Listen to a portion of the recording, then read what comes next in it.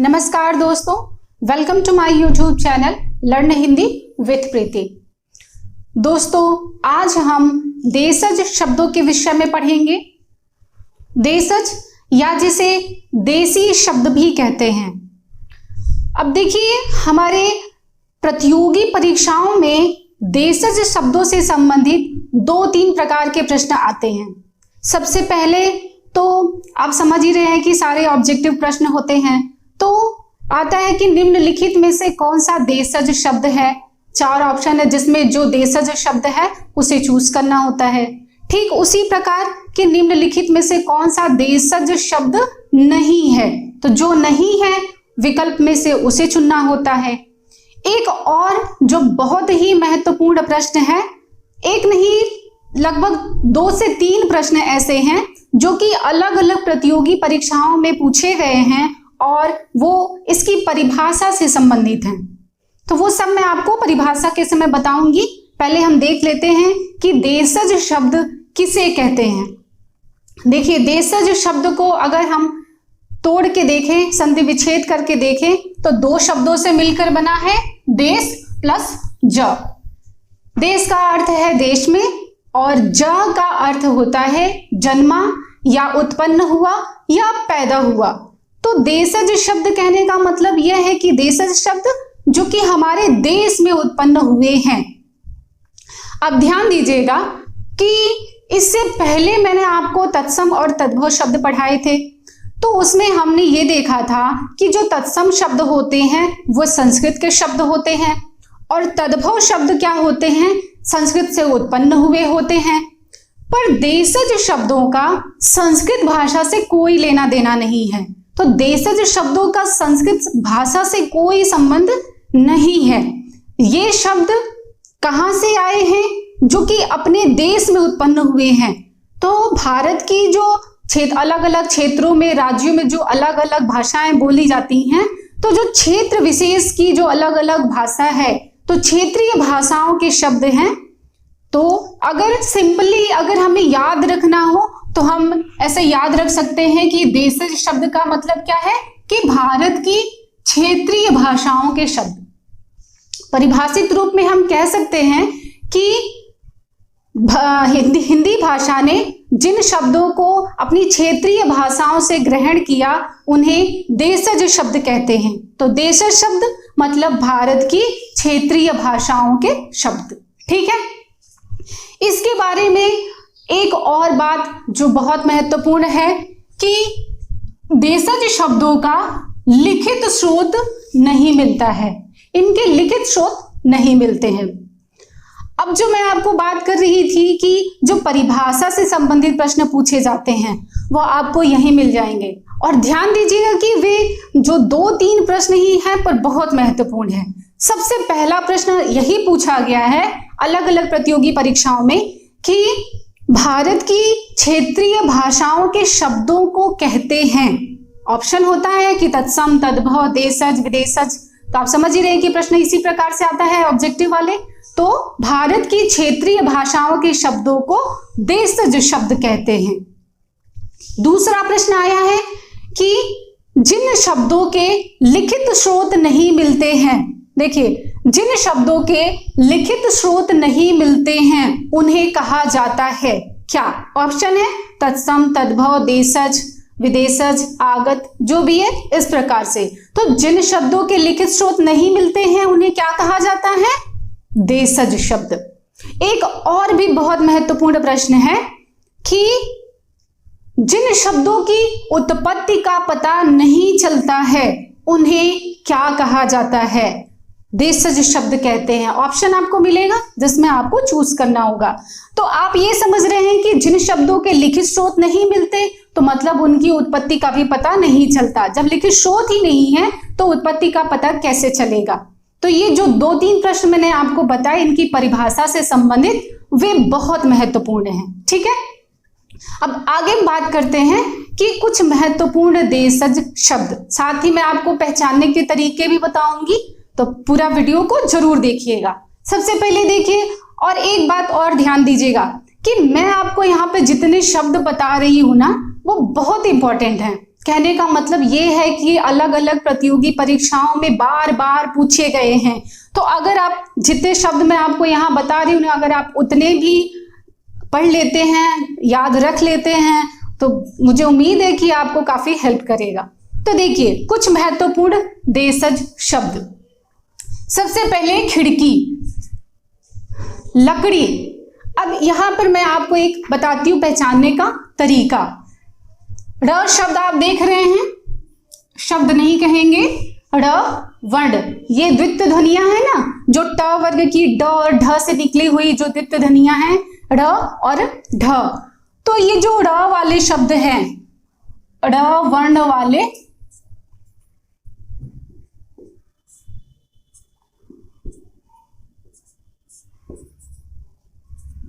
र वर्ण वाले शब्द, ये आपको देशज शब्दों में बहुत मिलेंगे। ऐसे शब्द जिनमें ड़ वर्ण का प्रयोग हुआ हो वो अधिकांशतः आपको देशज शब्दों में मिलेंगे। उदाहरण स्वरूप देखिए, जैसे खिड़की, लकड़ी, गाड़ी, पगड़ी, गड़बड़। ये देखिए गड़बड़ या गड़बड़ी दोनों शब्द है, ठीक है। इसी प्रकार खिचड़ी, देखिए ड़ वाले शब्दों को मैंने एक साथ लिखा है।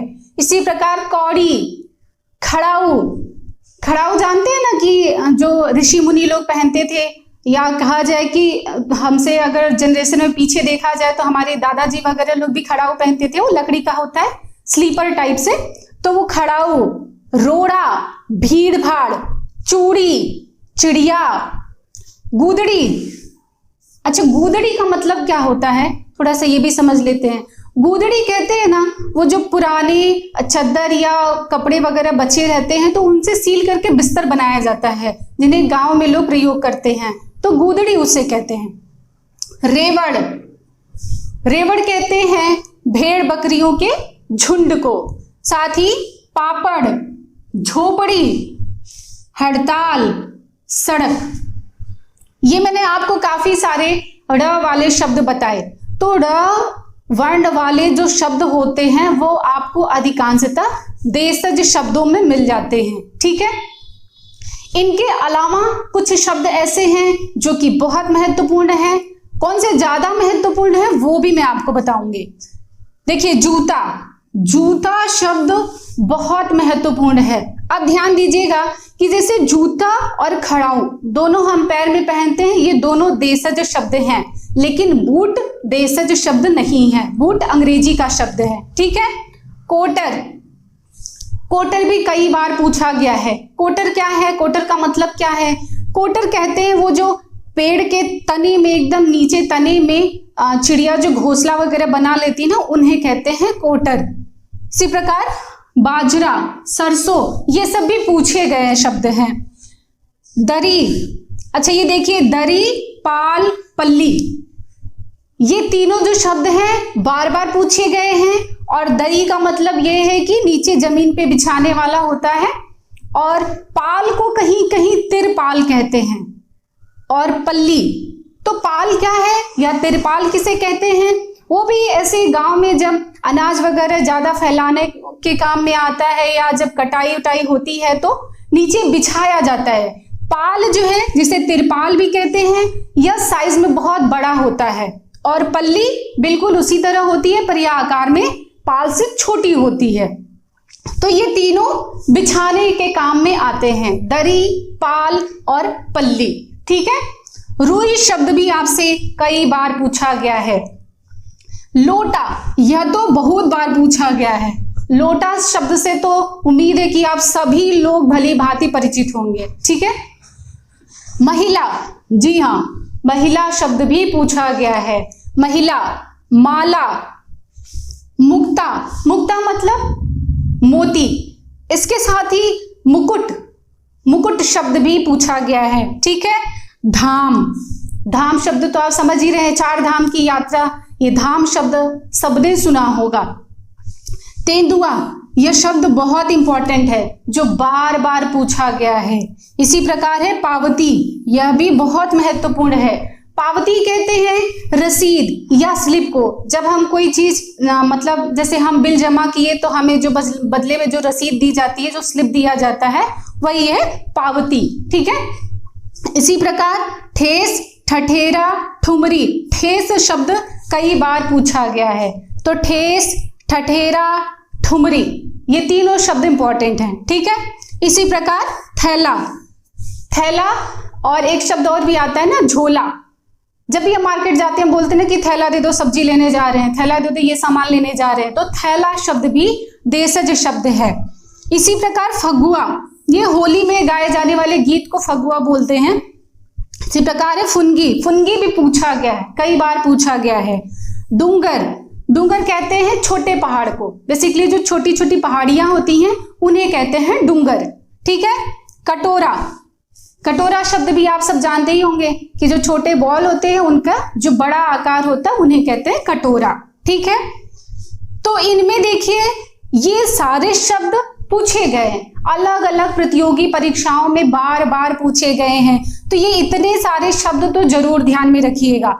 इनमें भी देखिए जैसे ये खिड़की बहुत महत्वपूर्ण है, पगड़ी, खिचड़ी, ठीक है, और ये रोड़ा, रेवड़, गूदड़ी, और ये हाँ जूता, बाजरा, सरसों, कोटर, लोटा, तेंदुआ, पावती, ठेस, डूंगर, फगुआ, फुनगी, थैला, ये सारे शब्द आपसे बार बार पूछे गए हैं, तो ये बहुत ही महत्वपूर्ण शब्द हैं। ठीक है।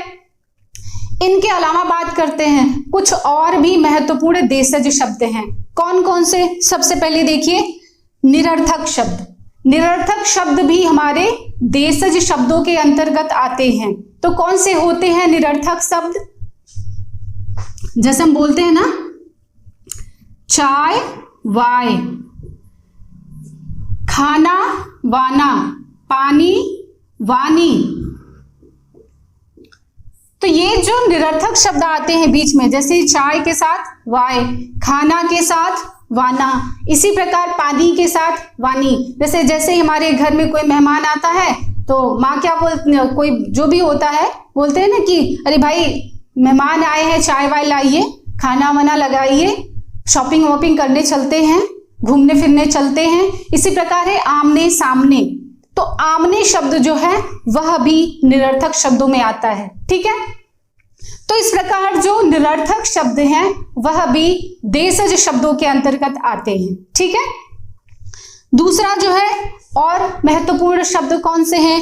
पारिवारिक शब्दावली। पारिवारिक शब्दावलियां उन्हें कहते हैं जो हमारे अलग अलग रिलेशन में जिनको हम बुलाते हैं, जैसे बाप, बेटा, माँ, भाई, बहन, दादा, दादी, नाना, नानी, मामा, मामी, मौसी, मौसा, दीदी, जीजा, बुआ, फूफा, ये जितने भी हमारे पारिवारिक शब्दावली हैं जिन्हें हम प्रयोग करते हैं वो सब हमारे देशज शब्दों के अंतर्गत आते हैं। ठीक है।